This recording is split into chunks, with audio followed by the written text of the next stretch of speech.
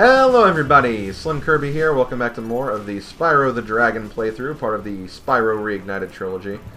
Last time we finished up the Artisan world in a very big way. We finished 3 worlds in the last video. Probably won't be as productive in this video or even in future videos because the worlds are going to start getting longer now. But we are in a new home world. We are in the PeaceKeepers world, which basically it's just a new area of the game. So here we have the Artisan's world, here we have the PeaceKeepers world. So let's start looking around, see what we can do. There are 200 gems here. We got 3 dragons, and there's also a dragon egg around as well. So let's start investigating this place. Welcome to PeaceKeepers. Look how our treasure has been stolen and turned against us. Please, recover our treasure, Spyro. Collect treasure. Got it. Another cool looking dragon design, Titan. Looks kind of like a barbarian of sorts, but you know, he's a peacekeeper though. Like he's fighting to keep the peace. That's what we'll try to look at. Also, I believe there is a skill point. Scare 6 Norks into tents. So we need to scare these guys. These guys also use cannons, so we need to be careful of that. And speaking of the cannons, believe it or not, we can actually use the cannons ourselves. And we will in just a moment. Let me just look around, make sure that we've gotten all the gems. Okay, sounds good. So yeah, you can actually use the cannons. You can light them and fire cannonballs at other enemies. It's really not like super effective. I wouldn't depend on this by any means, but we will have to do it a bit later for some reasons. But we'll obviously get to that point when we get to that point. Oh wow, we did actually get an enemy right there. That's kind of funny. Okay, so let's go ahead. Get some more gems. There's a world right here. We'll probably do this world first. Potentially, anyway.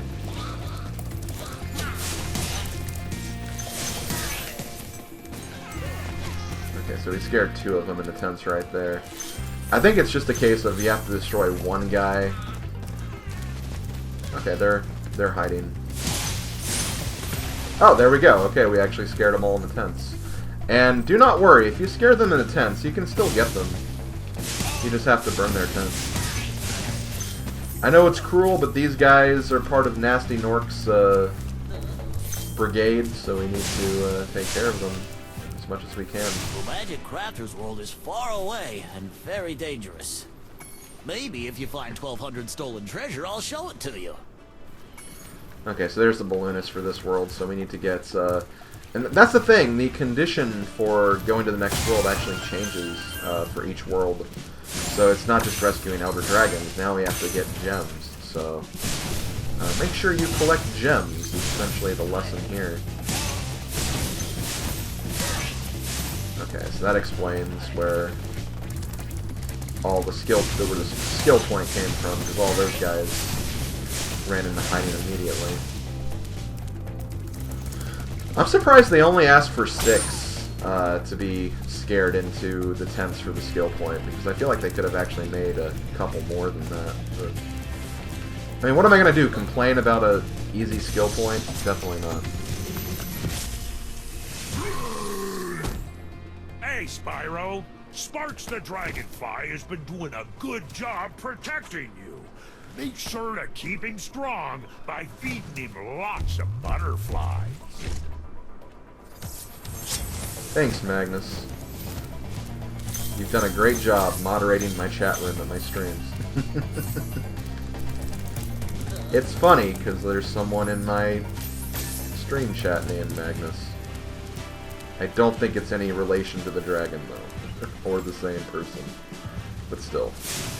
So, this is the one thing we have to use the cannon for. Actually, not true. We use it for that, but we can also use it for this chest here, I believe. So yeah, not all chests that look like they have locks on them, you don't necessarily need keys for them. In some cases, you just need to use a powerful blast of some kind. In some cases, like it'll be that cannon. But in other cases, you might need to use fireworks. You might need to use a future ability we'll get. It really depends, and we'll get to all those instances later on, obviously. I did go down here, right? Yeah, I definitely did, so we don't need to worry about that. I'm just trying to make sure I get through all the different things we need to do. There's another... Do I need the cannon for this? Oh, yeah, definitely. Okay, yeah, and Spyro does not like purple gloop. It may not be water, but it's probably not fit for healthy dragon consumption, so... Still something we gotta look out for. Also, Dr. Shemp from the Three Stooges?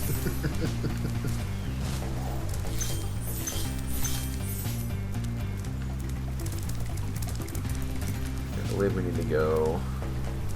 I know there's like a stretch of land over here. It's not that, no. It's probably obvious. I haven't played this game in a bit. Try to get my bearings. Okay, I need to go over this way. That's it.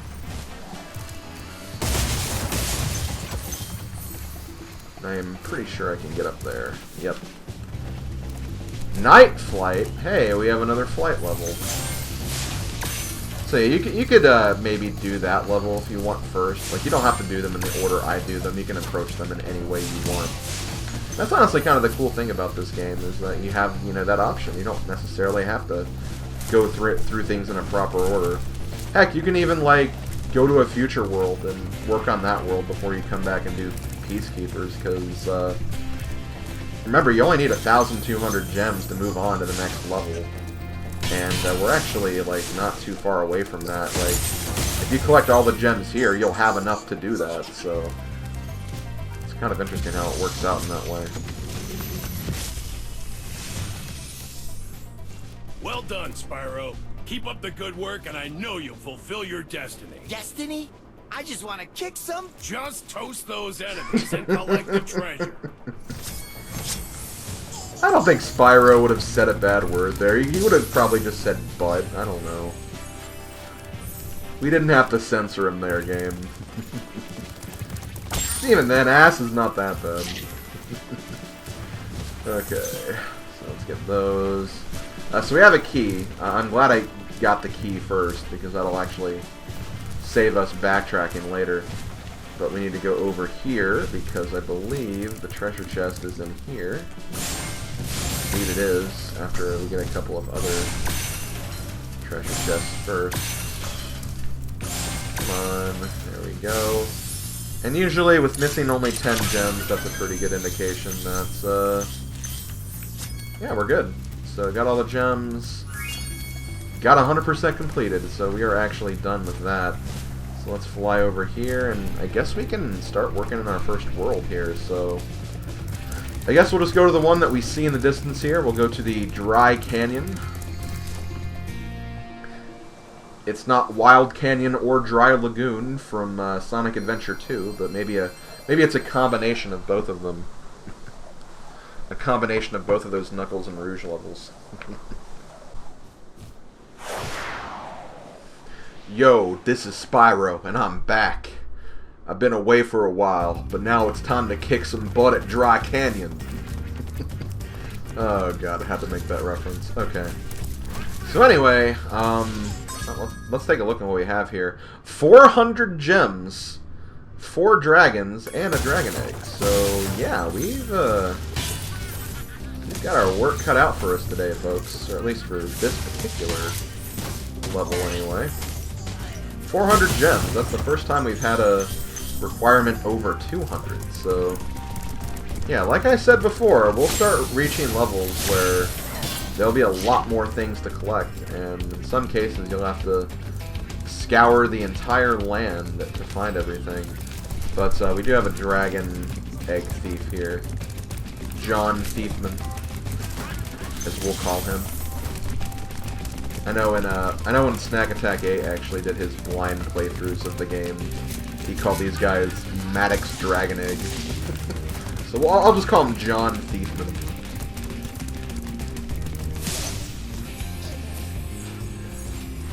There we go. But yeah, big shout out to Snack Attack 8, by the way, because he did play through, he actually didn't play the Reignited trilogy, he played the original Spyro games.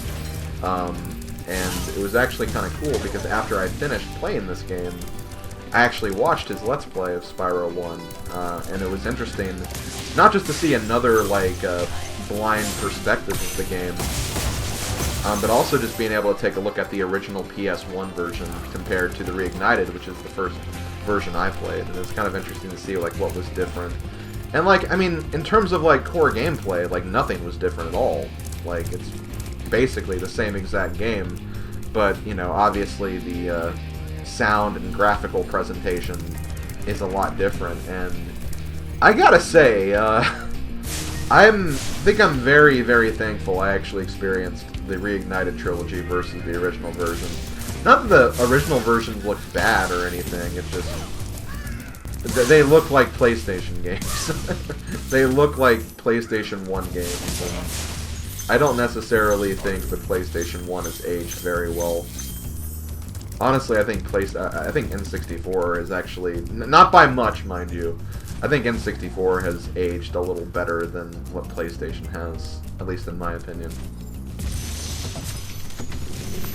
Oh hey, Conan O'Brien. Huh? Oh. Thank you for releasing me, Spyro. So yeah, that's how basic some of these dragon cutscenes can be. They can be very, very simple like that, and it makes you almost think, hey, what's the point? But you know what? It is what it is. At least they gave the dragon a unique voice and a unique look, so... You know, I won't complain about it too much, but you will definitely see that a lot, where it's just like, oh, thank you for releasing me. That's all I have to say, by the way. Ooh, you can figure out helpful tips on your own. But yeah, as you can see, like, lives are not a concern in this game. I'd say that this game has kind of that philosophy with, like, modern platformers, where at some point the lives are just there just because it's been a staple of platforming games. They don't really determine much in this particular game. I think, like, if you lose all your lives and get a game over, like, you'll be tossed out of the world, and, like, you have to collect some things again, like, usually the keys. Like, if you had a key and you lost it, you have to recollect that again, or just make, you know, certain stage progress again. But you won't necessarily lose progress, though. You'll just, again, you'll just lose a little bit of progress and have to go back through the world again. That's really about it.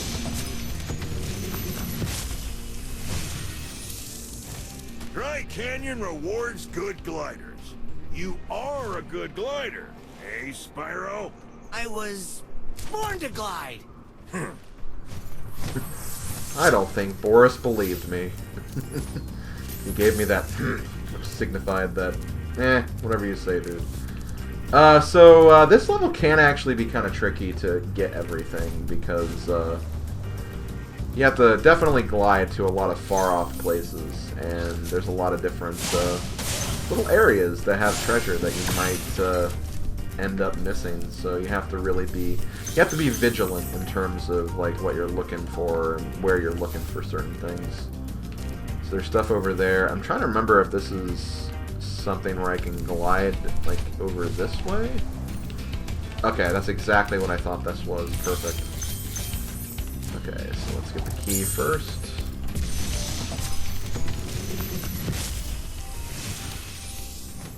Incredible glide, Spyro. I thought I'd be stuck here forever with those ugly vultures standing on my head. Those birds might look tough, but they're pretty tasty. Flame broiled with a pinch of salt. Flame broiled with a pinch of salt. That's another cool dragon. I like Maximos too. Let me think. Where do I want to go from here? That's the thing. Sometimes you have to figure out where exactly you want to go. It's not inherently obvious all the time. You have to kind of pick your poison and not stand in the poison like I did right there. Okay, so we got that. Want me to go over here? I guess so. No complaints from me. You don't see me raising a fit about it anyway. Remember, we have to collect 400 gems here, so there's definitely a lot we need to get done. Oh no, they have a formation! They still got wrecked, though. Vultures! Big guy! Cactus! Oh wait, the cactus was not a threat. Whoops, sorry cactus.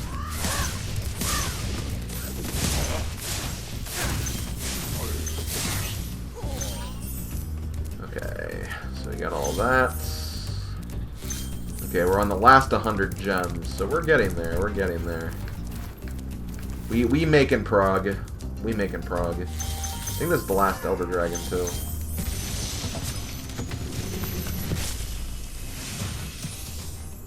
Is that you, Spyro? Are you the young dragon I've been hearing so much about? Ever since you were a wee puff of smoke, we've known, You've known... I forget. I just love how he was building up to something, and all of a sudden he's like, I don't know what I'm talking about anymore. There's just the charm of this game shining through again. You know what it is? I think it's just a very wholesome game. Like, it's just a very wholesome game. I think some people would try to make the argument that it's like, oh, this is a game made for children, but like, I disagree. I disagree with that completely.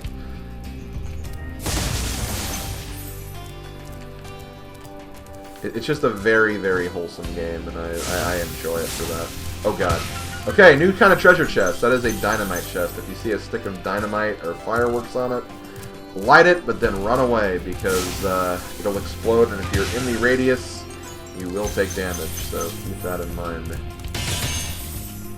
Okay, so we got all of that. Now we have to glide all the way over here. So as usual, remember the tip that you've been given. Make sure you get the best height of your jump before you jump, like, because, yeah, you may not be able to make that. And that was actually a death, too, by the way. That was a death. So that was our first death of the playthrough.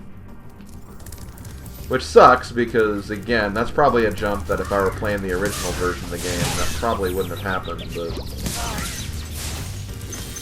it is what it is. I can't complain about it. It happened. Let's just make our peace with it. And yeah, notice that those enemies respawn, but the ones over here didn't. That's because we got the checkpoint before we fought those enemies. So one thing we can do is, like, after we get these, we can actually go back in here, tag the checkpoint again, and now we don't have to take care of those enemies if we die again. Which, I'd also rather just not die again, but again, with some of these jumps, you can't really predict that, so you just kind of have to just make the jump until you get it right. And see, sometimes, like, you might think you have to get, like, a running charge jump and then do the glide, but it's hard, because I feel like when you do a charge jump, you don't get the full height of a jump, so it's... I don't think it's that simple. But we made it that time, and that's all that matters. Okay, so there we go. I'm not sure if this will be all the gems, though. We'll have to see after we collect all of these. Oh yeah, this is all of them. Okay, we're good. So is that 100%?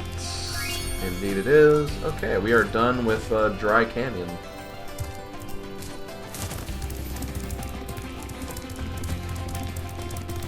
So we kick some butt at Dry Canyon. And we'll see you guys next time at Pumpkin Hill. No. Again, this is not Sonic Adventure 2. Okay, so I think the exit's over here. And again, you don't have to necessarily go to the exit pad. You can just, you know, go to your guidebook and warp back to the Peacekeepers world. I don't know. It feels right to go to the exit pad when you're actually exiting a level. kind of makes sense to me.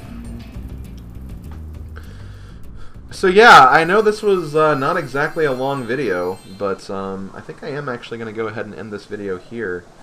Thank you guys for watching. I'll see you guys next time when I do another one of the Peacekeeper levels, and probably another one. We'll probably just do 2 next video, so could be a longer video, but we could make some good progress, and it might be a short video too. We'll have to see. But yeah, thanks for watching, and I'll see you guys next time. Later, folks.